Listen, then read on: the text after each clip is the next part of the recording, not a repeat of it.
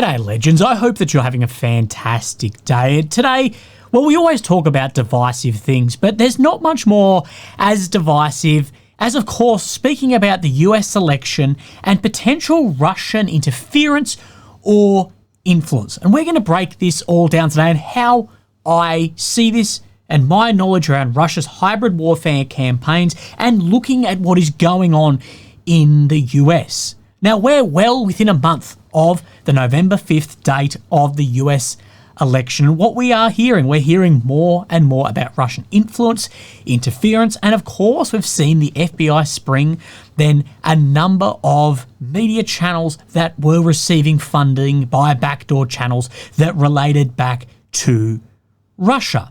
And there's absolutely no shortage of this at all. Now, I'm meant to be in the US at the end of this month, beginning of next month, but I'm undergoing a surgery and I won't be able to make it because of the old bloody brain tumour. And I apologise for that, but this is the best that we're going to do is from home. But I do think this interference influence is misunderstood.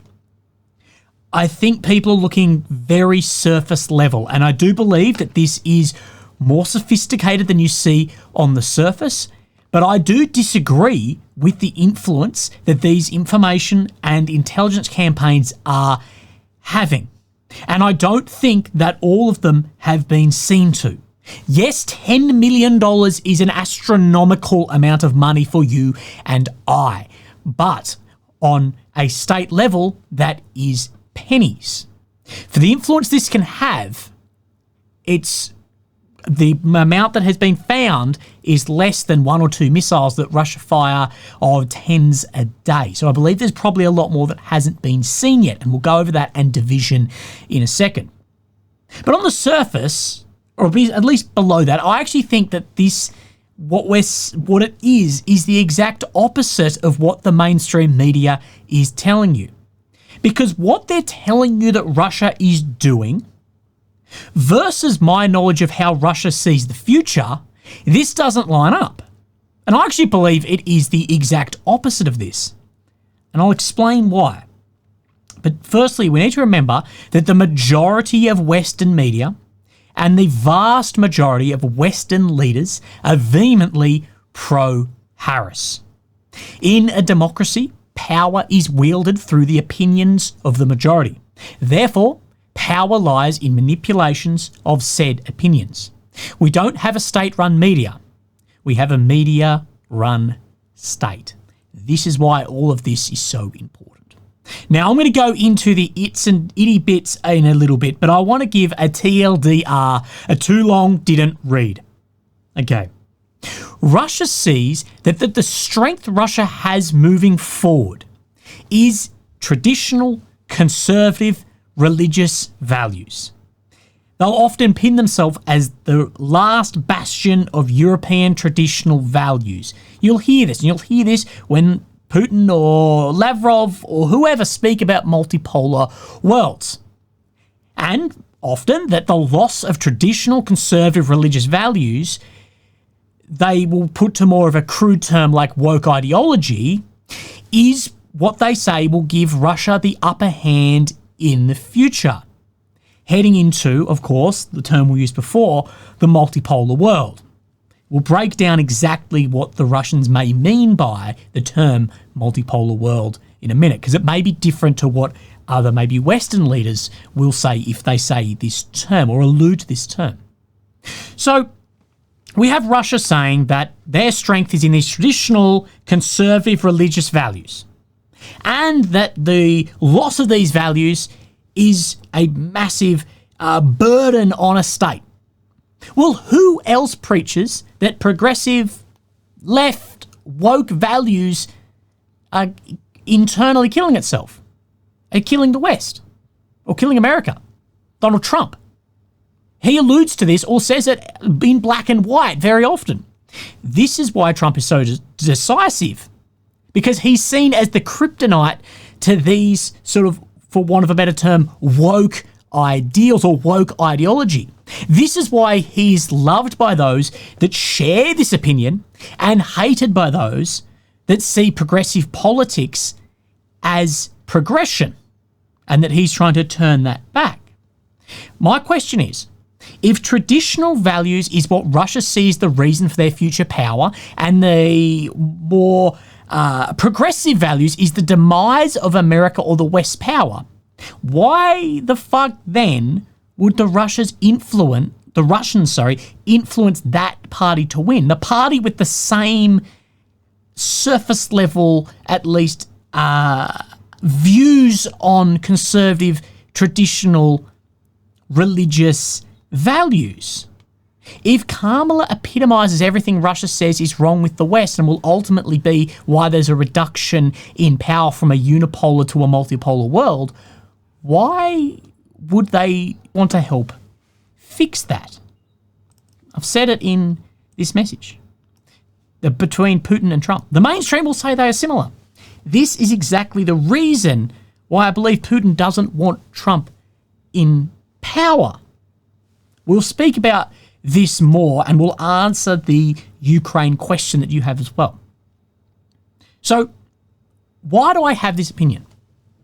After all, what we saw was conservative channels busted.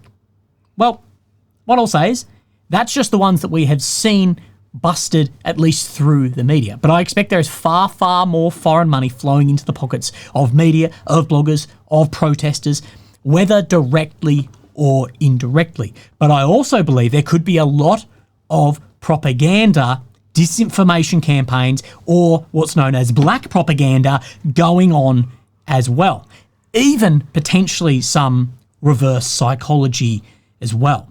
So we're going to go over what decrees Putin has put out, what he said today, or how the Iranians are then in this, as well as some other bits and pieces as well. And then we'll speak about how Russia potentially see the multipolar world moving forwards. So let's have a look at this. So we see decrees like this. Now, this came out in August, that Russia offers a safe haven for people trying to escape Western liberal ideals. Basically, in a turn, opening up, saying, we are conservative, we are traditional, these are our values, that we have traditional, spiritual, and moral values, come across escaping this. And we saw this then released. Of course, that went through all then the Russian pages. Further, we have seen decrees like this. Foreign states and territories implementing policies impose destructive neoliberal ideological attitudes that contradict traditional spiritual and moral values.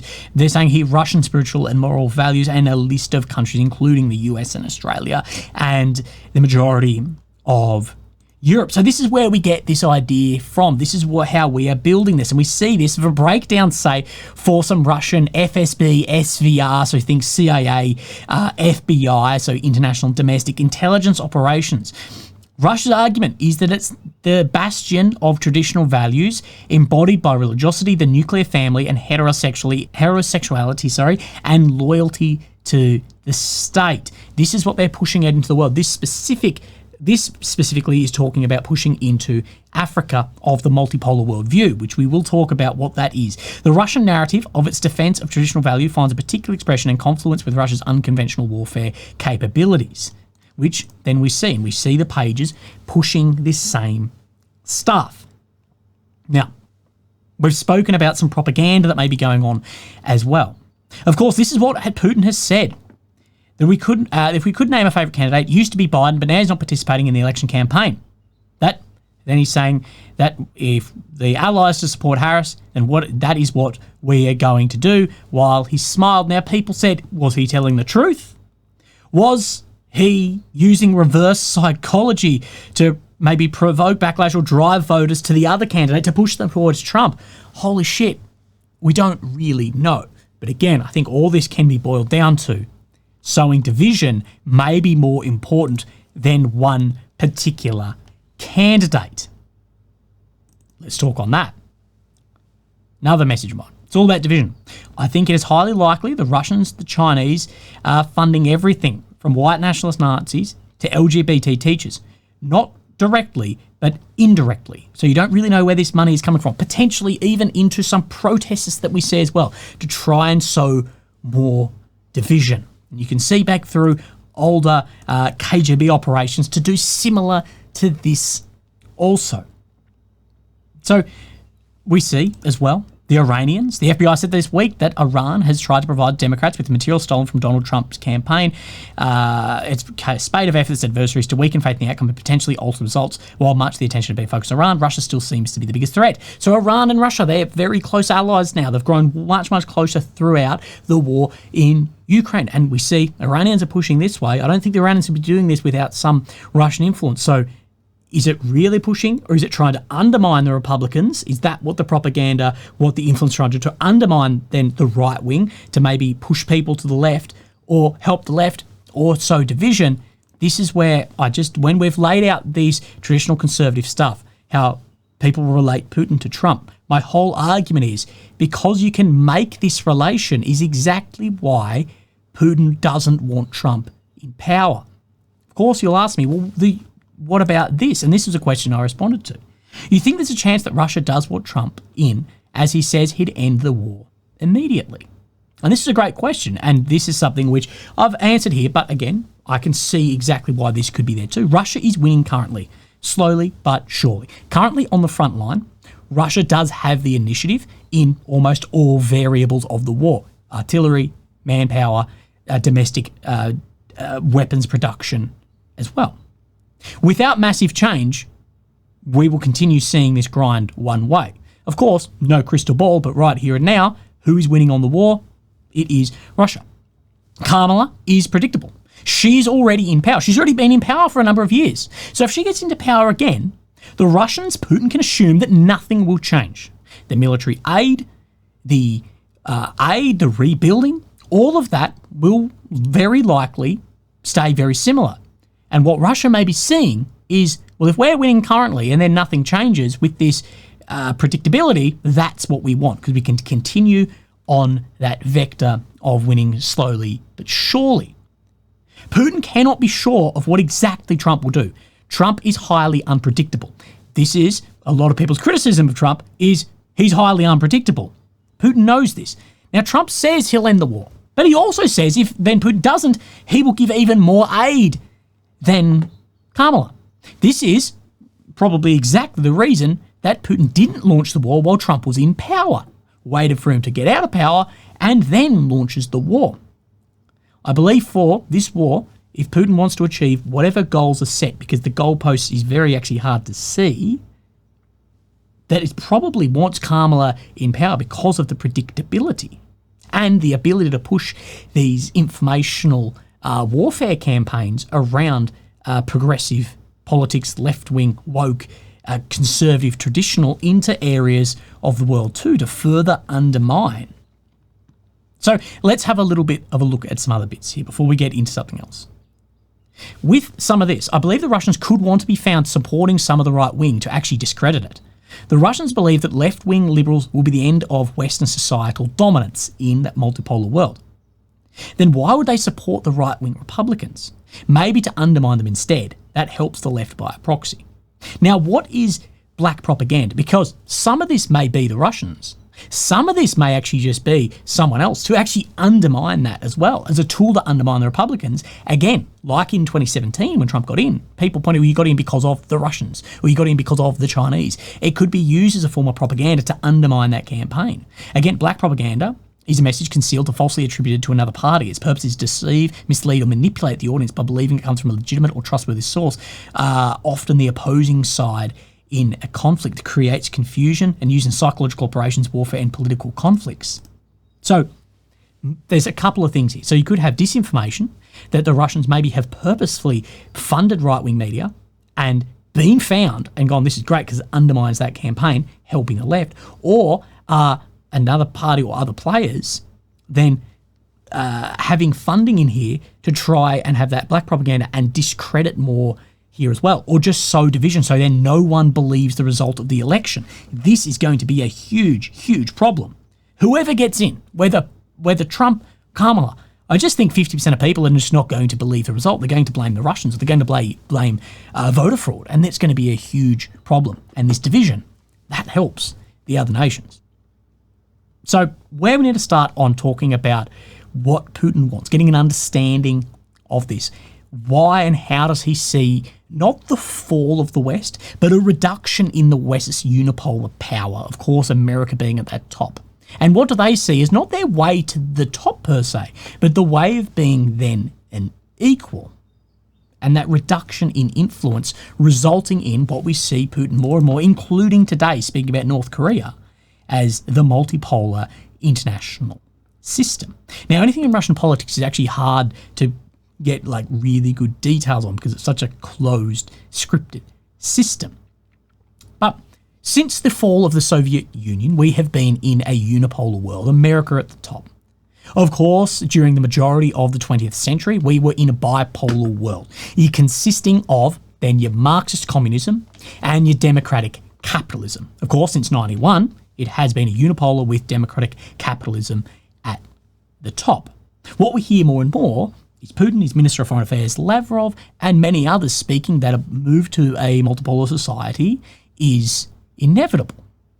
And of course, this message is shared by many, many leaders. But what actually is the multipolar world? What do they mean by this? How does Russia see this in the future? So the best way, I think, to actually get an idea of how they may think is someone often described as Putin's brain, Alexander Dugin. Now, we know Dugin works with Putin.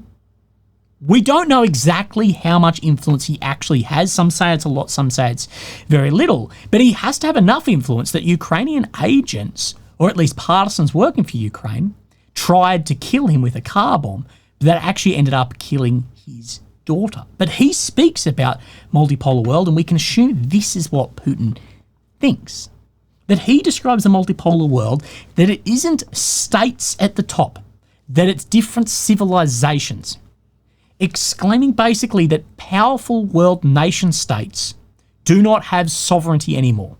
Because to be a state, to be a sovereign state, realistically now, part of the world, you have to be part of some institution like NATO or the EU, something like this, to survive, because other states are just so powerful.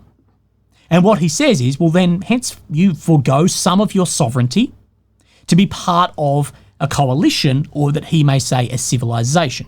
Henry Kissinger says the same. To be part of something like NATO or the EU, you give up some of your sovereign powers, but for something then greater for security and stability. We're not talking about that at the moment. But, for example, the West, who is the current unipolar power, could, in the future, as what Dugin would say, be challenged by coalitions of countries or civilizations. Now, he breaks these down, but he says it could be a civilization of Islam. Not a country, but many countries combined into like a coalition. Or China, Central Asia, East Asia, but with China at the helm. Or Russia, Eurasia at the helm, pushing that as one. Not as individual states, but as equal poles of power, that you have then multiple poles, all with very equal power, none that could defeat all themselves, but then you have different poles of power combined, not America at the top currently. That is the way that I believe then they see this, although it's very difficult to sort of wrap your head around some of this. My argument is, if the future that Putin and his philosophers see the world is this, and the reduction of power is through those ideals, it seems backwards to me that they'd want to elect a more nationalist, traditional, conservative nominee for any other reason than to breed more division. Except division may be the fastest way there, so that's where I could be wrong in this. But this is why we open up discussion. But I'm still not sure if Trump would be the most divisive president if he got in. And I mean beyond marches in the street. We've seen marches in the street against Trump, and it sort of fizzled out there. Who would actually be the most divisive, not only domestically, but also internationally? Who would other partners in other countries more work with, or how will it be seen there? How much effect any Russian influence may have on these elections, it is impossible to measure. But if one side wins, it will be said to be negligible, and if the other side wins, it will be said to be astronomical. Western political polarisation is well beyond, though, any foreign intelligence operations. There is a malignant growth of division in the West. I see this firsthand, and I don't really know where it leads. But I think so much of it comes down to the inability to critically think, poor foods, and just not getting out and about and being accepting of how other people see the world differently. One thing that I think sped this up a decade or more is Israel and the US's response in Gaza, in Lebanon. I think domestically, the division, but internationally, the division and how the global south see that versus how the West, or particularly America, see that, I think that has spread up division internationally a decade. And what's the first thing we've seen? We've seen Russia jump on board and cement itself amongst that global south, and BRICS making the most of this while it can. So I hope that answers some questions, or maybe left more questions open, maybe made more questions to be asked. But my too long didn't listen is I just don't see, I think Trump would be more of a challenge to Putin than Kamala. If Putin believes the way to the multipolar world is coming, I think it could delay that because it would be far more of a challenge to powers in China, in the global south. I don't really know, but it's that sharing of some of the world views that I think Putin would probably want the opposite. So therefore interference and influence may not be where the media is telling you. It may be more with what we saw the Iranians doing. Anyway, legends, I hope you have a fantastic day. Look after yourselves, and I'll speak to you tomorrow. Thank you. Bye-bye.